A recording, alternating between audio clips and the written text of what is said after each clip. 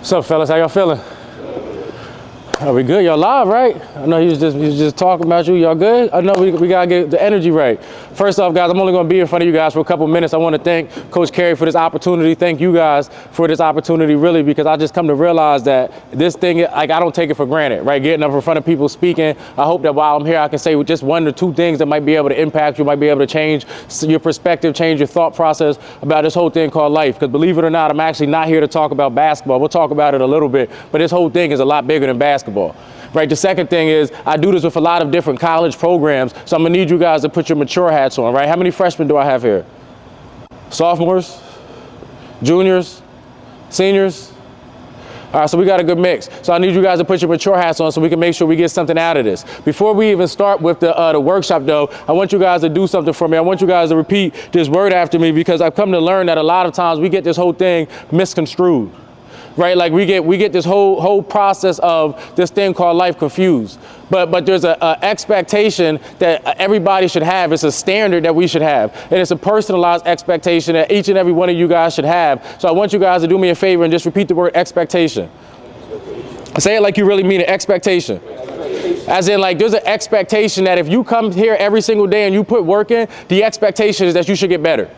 Right, like if you do your homework every single day, the expectation is you get better in math. Right, if you come here and you work hard every single day, it's impossible. Am I wrong? It's impossible for you to not get better. Right, so when you say expectation, the thought process is when you guys come here, there's no way that the way you started the season is the way you end the season. Right, and if my thing is if you can do it in basketball, you can do it in life. Right, you can do it in school. You can do it as a kid. You can do it as a friend. Right, the way you start something when you start it shouldn't be the way that you end. That's just an expectation that I think everybody should be able to obtain. Does everybody think they can obtain that? That's doable? Right, like he said, control what you can control. Does everybody think if you work hard at something, you can get better?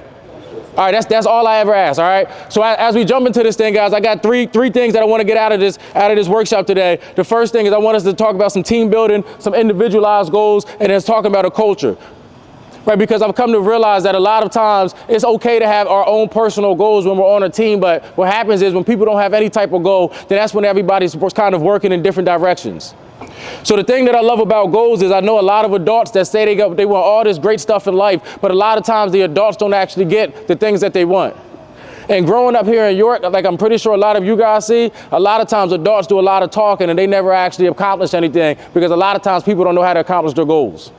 So before we even start, I have a quick question for you guys, and it says, what does basketball mean to you? But I want to take it a step further than basketball. My question for you guys is, how bad do you want to be successful?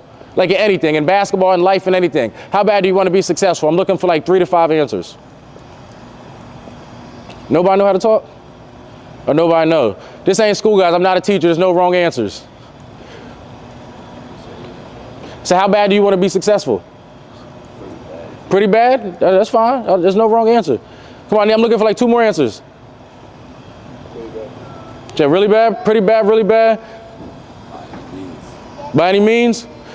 So I love it because oftentimes when I ask people this, like everybody says they want to be successful, but everybody doesn't know like to what extent they're willing to go to be successful. Right? So there was a story about a guru. Does anybody know what a guru is? Like an expert. Yep, so like Kobe Bryant, my favorite player, he'll be a guru in basketball. Tom Brady, a guru in football. And the story was about a young man, and the young man said to the guru, I want to be just like you. I want to make a bunch of money. I want to be successful just like you. Can you show me how to be successful? And the guru said to the young man, he said, I'll show you how to be successful. Meet me at the beach tomorrow at 4 a.m. So the young man came to the beach, and the thing that blew my mind was the young man, he came in a suit. He probably should have wore like swim trunks, right, if you're going to the beach. And the old guy, the guru, said to him, he said, how bad do you want to be successful? And he said, real bad. He said, start walking out to the ocean. And the guy started looking at my man like, this guy is crazy, right? Like I said, I want to be successful. I don't necessarily want to become a swimmer or a lifeguard, right? Like I know a lot of times when people start talking to you guys and telling you guys what to do, it's easy to tune people out, especially if they're not telling you what you want to hear. Right, but he said to my man, he said, just keep on walking. So my guy kept walking out. The whole time he's thinking my man's crazy. And my man said to him again, he said, how bad do you want to be successful? And he said, real bad. And he said, keep walking. And it was right about to his shoulder area. And the part that blew my mind is the guy didn't understand what was going on. But the guru said to my man, he said, how bad do you want to be successful? My man said, real bad. He took my man, he grabbed him by his head, David. He took him, he put him under the water. He was sitting there holding my man under the water. And right before he was about to pass out, he let my man up and he said to him, he said, how bad? He asked him a question. He said, what do you think What did the man want to do when he was holding his head underwater? I'm looking for one word. When he was holding my guy's head underwater, what do you think he wanted to do? Breathe. He wanted to breathe. Right, I don't know, like I had asthma growing up. My mom used to make me walk around for an inhaler. That's why I got my inhaler picture up there. And I don't know if you've ever had an asthma attack, but like when your coach making you run and you feel like you can't breathe no more and you hunched over, you throwing up and all you're trying to do is get some oxygen. See, a lot of times people say they want to be successful, but they just talking about being successful. They don't want to be successful as bad as they want to breathe. They don't want to be successful as bad as they want to party. They don't want to be successful as bad as they want to smoke weed and hang out with girls. A lot of people say they want to be successful, but believe it or not, if you're serious about your success, you can start separating yourself from them people right now. And I've seen it with my own eyes. Because believe it or not, when I got serious about my life, I called people that was 40 and I'm only 28, all because I wanted to be successful better than they did. And the thing that blows my mind is a lot of times people say they want to be successful, but the truth is we don't really want to be successful. What we really want is a bunch of likes on Instagram because we get in the game for 2 minutes and we want to make it look good instead of actually winning the game. Right? Instead of actually winning in life, we want to make it look like we're winning. We want to make it look good. And the difference between a successful person and an unsuccessful person is what you do in the dark when you're putting up 1,000 shots when nobody's looking. Right? But the thing that I love is I'm a firm believer, and you guys should probably write this down. How you do anything is how you do everything, which means if you give 120% on the basketball court, you can give 120% in school. And the thing that scares me is, as a young man, our job is to prepare you guys to be older men, right? To be good husbands, to be good fathers, to be something in this community. And if you can't even be a good basketball player, if you cheat when you're running suicides, if you're willing to cheat in basketball, what kind of father you gonna be? What kind of husband you gonna be? If somebody can't depend on you on a basketball court, like this thing is so much bigger than basketball. How you do anything is how you do everything. It's a mindset.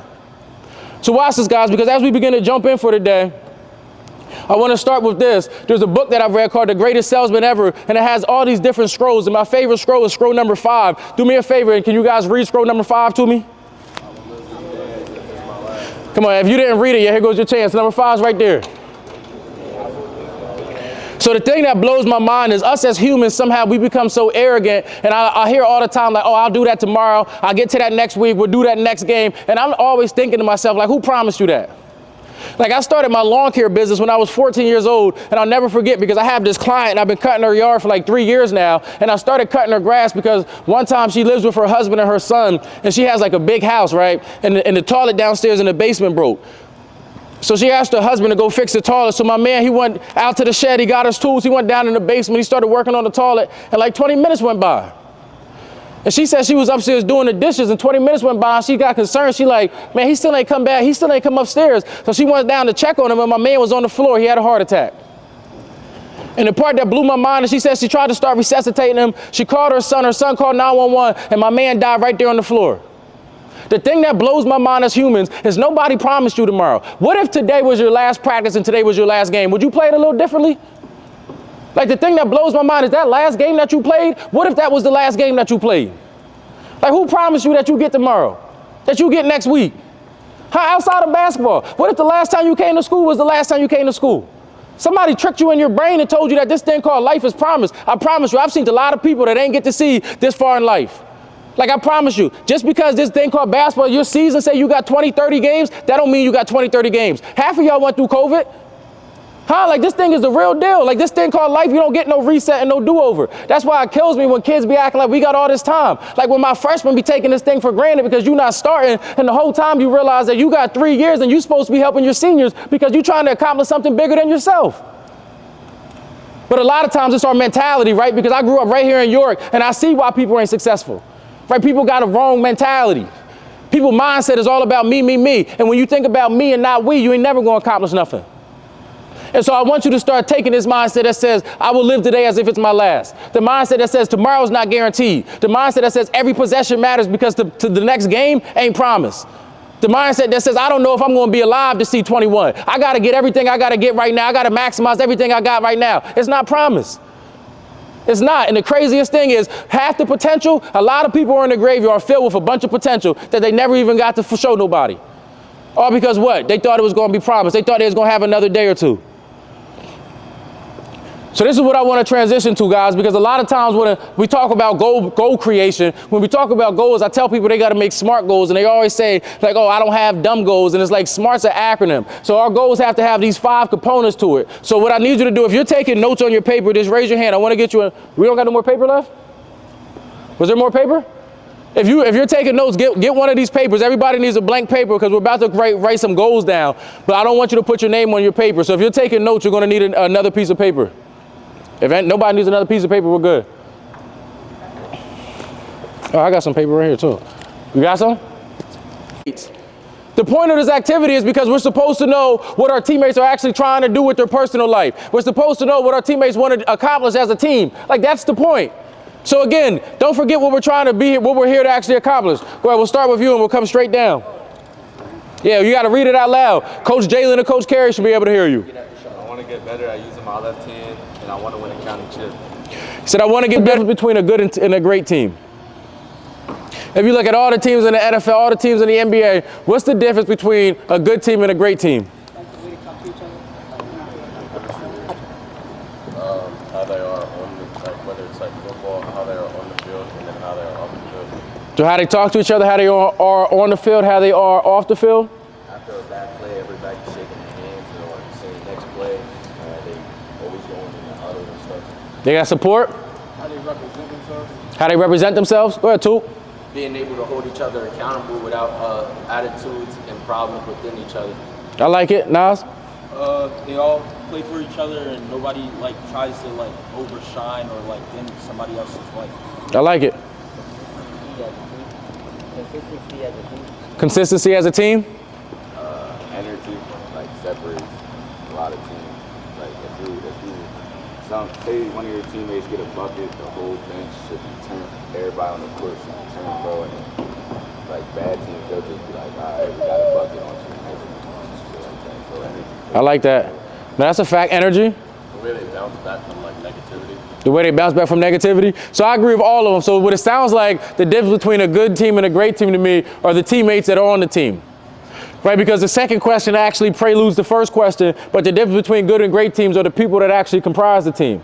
So what I want to impart on you guys today, the real thing I want to start to get you guys to do is care a little bit more. And when I say care, it's an acronym, so I'll explain what each one of these things mean. But the difference that I've learned is when environments, when cultures can cultivate a culture that cares, when we start to care about our teammates a little bit more, what happens is we start to separate ourselves. Because like I said, I play college basketball. I have plenty of friends that are in the NBA, friends that retired from the NFL. And when I talk to them, the thing that amazes me, some of us are going to be fortunate enough to go to that next level and play sports at that next level. And the thing that you're going to see very quickly is talent matches talent, right? Like when you go against somebody and they just as fast as you are, right? They just as tall as you are. They can jump just as high as you can jump. What starts to separate you? Right, earlier we talked about how bad do you want success. Believe it or not, there's some people out there that say they want it, some people that show they want it. But what starts to separate you when talent meets talent? Right, that's what I need you guys to start thinking about. So when we talk about care, the first thing I have up here is cool. Because cool, it says decision making. But believe it or not, guys, I'll never forget when I was in college, and a lot of people don't realize this, but like before I got to college, my brother played D1, so I got to hang out with all his teammates. And they started the season off 9-0, and everybody was very excited. And then they went on a losing streak and ended up losing 10 games in a row. And as the people in the stands, nobody could figure out why. And then I never forget because I stayed over in my brother's dorm, and all the players was talking. And what happened was the center's girlfriend ended up started to date the point guard, and this point guard was doing stuff with the center's girlfriend, being grown, having sex with somebody else, with his own teammate's girlfriend. And what started to happen was there was this beef within the teammates. And what blows my mind is, I know we think like, oh, that would never be me, that would never be me. But I've seen females come in between people. People consider each other ops. And the thing that blows my mind is if we're teammates, if we're supposed to be on the same team, how can we begin to view people like that? Like if you can't be cool with your teammate, especially during basketball season, how can you be a successful team? Like the thing that blows my mind is we all supposed to have one common goal, but we let something so insignificant come between us. And it's not even about females, because I've seen people allow other things to come in between them too. People will be mad at you for $2, you ain't buying fries at lunch. Like I've seen the craziest stuff, but the thing that blows my mind is, again, if we're all in this for something that's bigger than me, something that's bigger than I, how can we do that if we're not even cool with each other?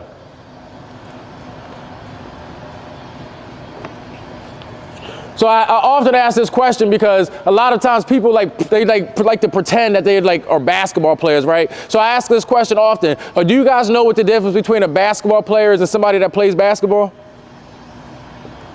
No. Like someone who puts the work in, like, be good at it. Yep, so somebody that puts the work in. So believe it or not, I'm pretty sure right now if we all walked over to Penn Park, we'll see a bunch of people that just play basketball.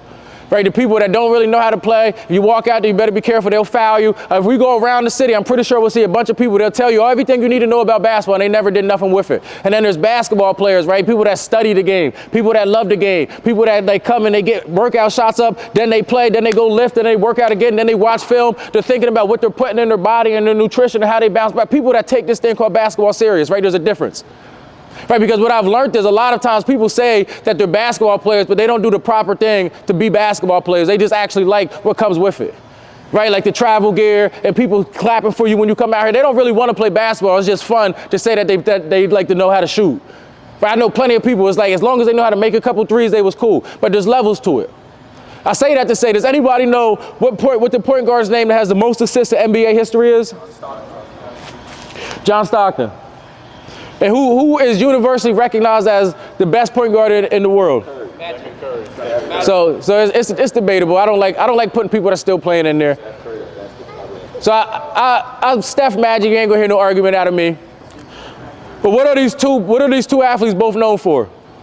Passing the ball. Assists. So again, if we're taking this thing outside of the basketball court, my question for you guys is, how can you be a good teammate off the basketball court? And the craziest thing is, I heard an answer earlier, and I want to make this as simple as I can for you because the answer was really good. The answer I heard earlier was, should I not pick my teammate up? And Coach Carey said, I'm not saying don't pick your teammate up, but part of responsibility, right, if you're going to take the responsibility of picking your teammate up, guess what comes with that? Time management. Right, like if you gonna make me late, I got a decision I gotta make. Either we both gonna be late or you gonna be late. But we both ain't gonna be late because if we both late, guess what? We both fired. I can't pay my bills if you fire. We both would be homeless. Right, there's a decision to be made. But the question is, how can you be a good teammate off the court? Because I love teammates that pick each other up. I love teammates that, believe it or not, I'm not good at math and you're good at math, so I can help you do your homework. Like, isn't that what a teammate's supposed to do? Like, I get confused because if my teammates' grades ain't good enough to play and I'm good in the subject, how can I call myself a good teammate if I'm sitting there watching them suffer? Like the people that you're supposed to go to war with, the people that you're supposed to battle with, and you can't even be a good teammate. My question for you guys, and you just think about this to yourself, but how can you be a better teammate off the basketball court? Because obviously I know you guys can set a pick, I know you guys can give somebody alley-oop, you guys can pass the ball, but off the basketball court, what can you do? Just think about it. Study, work, schoolwork. Go ahead, what was you gonna say? You can call them, check them on them, how they feel. Check on their mental health, help them study the schoolwork? Like, if you like can't teach them, you can invite them.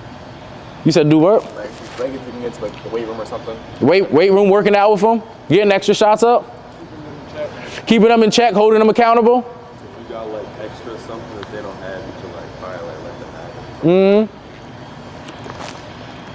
it. So piggybacking off what your coach said, all those things are the things that you can what? Control. So if you can control being a good teammate on and off the court, again, a reasonable expectation, what we started talking about from the beginning, a reasonable expectation says, then you should do that. Right? Part of being an adult, part of being a mature young man, if you can do something, you should do it. Right? A reasonable expectation. Or a role player. Believe it or not, one of the reasons teams aren't successful is because people don't know their roles. There's big men that instead of trying to rebound, they want to shoot threes, and then there's guards that instead of setting their big man up, want to be bigs. Right? And the same thing that blows my mind is, again, off the basketball court, it happens in real life. Like I'm married, I have a role to play in my house. Like I have 3 businesses, I have a role to play in my business. And the thing that blows my mind is one of my good friends, John Inch, he owns Inch & Co., and he told me that the only reason their business is successful is because all the team players and everybody knows their role. The thing that blows my mind is everybody knows their role. The thing that really, I want to drive this thing home, guys, because believe it or not, Bo, I don't know if you guys know Bo, he used to be the quarterback at Central, and he was just at Penn State, and he told me the reason he transferred to Missouri is because his role changed. He was supposed to be starting next year, and he's not starting, so he's transferred to Missouri to battle for a starting position because he knew his role. Missouri just offered him a $1.5 million NIL deal. Right, when you know your role, you can excel in your role, and when you excel in your role, guess what can happen? But instead, everybody wants to do whatever they want to do because they want it to look good. And then the last one, my guy said it. Energy. So check this out, guys. I don't want to go too deep on this, but there's like low-hanging vibrations or low-hanging energy, right? So like the low-hanging energy is like anger, envy, jealousy. Like when your teammate scores and you're not happy for them, right? That's low-hanging energy. And what happens is people can feel those energies. People can feel that vibration that you give off. And then the high-level energy, love, enthusiasm, optimism, hope, that high-level energy, people can feel that when you give it off too. And when you give off that high-level energy, what happens is the energy in the rooms begins to rise. So my question for you guys is, you probably heard this before, but do you want to be the thermometer or the thermostat? Because the thermometer will tell you what the temperature is in the room. The thermostat sets the temperature. What kind of energy do you bring to your team? When you come around, are you the type of person where your teammates are like, oh man, he's here? Or are you the type of person where it's like, yeah, let's go? Right? What kind of energy do you bring when you walk into the locker room? Right? Because people feed off of your vibrations. And what happens if you bring all the stuff you go through at your house and you bring it here? What happens if Coach Carey has a bad day or Coach Jalen has a bad day? Their job ain't to bring that here. Believe it or not, as young men, your job ain't to bring your outside stuff here neither. What kind of energy do you carry? Because I'm pretty sure if I walk in these halls and I ask the teachers will tell you what kind of energy you carry. And remember what we wrote down earlier. How you do anything is what? How you do everything. So I'm a firm believer that winning teams strive on caring, right? Winning teams strive on being able to be cool with each other. Winning teams strive on being able to assist each other, being able to do all these things. And I say all this stuff, guys, because I want to land this plane with a quick question for you guys. But my question for you guys is, what kind of legacy do you want to leave? And I say that because, believe it or not, you're only at this high school for 4 short years. In the picture that you'll see here, I was able to go back to where my wife was born. My wife was born in Jamaica, and a lot of people hear Jamaica and they start thinking about the beaches and the beautiful island. But if you see right here where my wife was born, her brother, her mom raised about 2 other kids. They was born in one room. But they had a one-room house. Outside was the bathroom, outside was the shower, outside was the kitchen. She had a one-room house, and when we went back, we was giving people money and we was doing all this stuff, and everybody was so proud of her because of the legacy that she left. One of the reasons I love coming back to York High and I do these workshops with a bunch of teams. One reason I love doing it with this team is because of the legacy here. Right, me and my brother, when they put it back up, the only 1,000-point scoring brothers in York High history, that's a legacy. Right, but a lot of times when we're in 9th and 10th grade, when we're in 11th and 12th grade, we don't even think about what we're going to do in the future. We don't even think about the stuff that we're doing right now. We don't even think about the legacy. Like the last name, actually the name on the front of your chest. Like when you're no longer here, what's the legacy supposed to say? The thing that I love when I ask people all the time is, what's your standard? And people always say they don't know. My question for you when I say what your standard is, what do people say about you? Like if Coach Carey wasn't your coach no more and you got a new coach, I guarantee you your new coach better measure up to a standard, or you're going to be like, yo, he don't do it like Coach Carey did it. Like that's what a standard is, right? Like when you're no longer here, next year, Coach Carey should be like, yo, remember how David was hustling? That's how you do it. Like, yo, remember how he did it? That's how you do it. Like what kind of legacy do you want to leave, man? Like if this thing ain't bigger than you, I don't understand why we do this thing that y'all say y'all do. Like everybody said they want to make it to the NFL and the NBA, and then I ask for what, and nobody really knows. See, the thing that I love is I was just watching this movie, and the movie is called The 300, but the thing that I love about the movie The 300 is that the guys were outnumbered. They were clearly outbattled. See, my guy Leonidas, he was the king, and the guys, different people came in and they tried to take over their kingdom, talking about his wife, talking about they was going to make all his people slaves, and my man said, nah, bump that, we're going to go to war. And the thing that I love is it's a mentality, right? We're going to go to war, it's a mentality. I'm going to get my best, you go get your best, and let's see whose best is better. Right, like when you look to the man to your left and to your right, every single time you step inside this court, it's time to go to war. And the thing that I love is they were outnumbered. The people they was going up against, they were probably better than them. The Persians, they had more than them. They said when this army people come, when the Persians come, they said the ground start to tremble. There's so many of them. They said they shoot their bows and the sunlight turns to darkness. There's so many. And he said he don't care. He said it don't matter because we don't submit, we don't surrender. And the thing that blows my mind is they came to my man after, man, they went through so many battles and they kept beating them. And they came to my man and they offered him. They said, yo, you can have everything. They said, you can keep the queen. You can keep your land. They said, you want water? You can have the water. You can keep the air. All you got to do is surrender. And every time they said surrender, something like went off in my man's face. He's like, surrender? Like, I don't know what surrender means. Like, I'm a Spartan warrior. We don't surrender. We don't quit. And the thing that I love is a lot of times when people give you an out, most of us will take the out. When people say, yo, I'll give you what you want. All you got to do is this. Most of us will do that. Most of us don't stand on nothing. And the thing that I love is my man, he teamed up with some other people called the Arcadians, and the Arcadians would come in a battle, and every time they was in a battle, the Arcadians would sneak in from the side and help wipe them out, and they would win another battle. And one time my man on the Arcadians, he was up on the hill, and he seen a bunch of people coming, and he got scared. And the reason that this stood out to me is because I'm pretty sure some of you guys know teammates that do that same thing, where it's like, yeah, we big and bad until we run up against somebody, and all of a sudden now we scared. I've witnessed it in my own life. Like, everybody want to be a gangster till you run up against some gangsters. Right? Everybody say they bad until you run up against somebody that's really bad, and now all of a sudden, now you're not bad no more. I've seen it a lot. And the thing that I love is the Arcadian came up and he was ready to quit. And my man Leonidas said to him, he said, every man must search their own heart. Yeah, I remember when I used to play right on this very court. And back then when the teams was weak, like the Spring Groves of the world, and people would be like, yo, this is one of them games. Everybody can score this game. And I'm like, yo, why are you attacking a game like that? I thought when we show up to do what we do it to the best of our ability every single game. Why does it matter who we play? It don't matter if we play Harrisburg, Bishop McDevitt, DeLone. It don't matter who we play. When we show up to do what we do, we show up to do it. My question for you guys, the only thing I would ever want is I dare you to be great. My man said you will never be great because every man got to search his own soul. And a lot of times what happens is when you search your soul and your teammate search his soul, two people's soul might come back and tell them something different.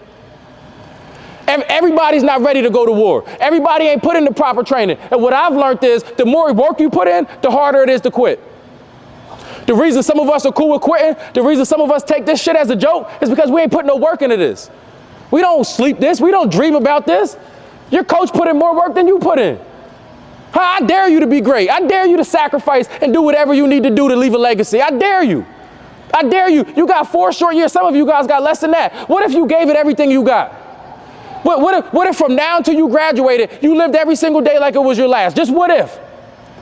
And the thing that blew my mind is my man ended up dying, and one of his soldiers was laying next to him. They was dying, and the soldier looked at him, and he said, sir, it was an honor to die next to you. And he looked back at him, and he said, man, it was an honor to live with you. The thing that I love is when you do what you do, when you worry about the legacy that you live, when you be great, when you unleash your potential, the people that you impact around you guys, believe it or not, you give them permission to become great as well. The only thing I would ever want for you guys, I don't want no money from you guys. I don't want no promises from you guys. The only thing I would ever want from you guys is for you guys to go be great. Fellas, that's my time. I appreciate you guys and your time.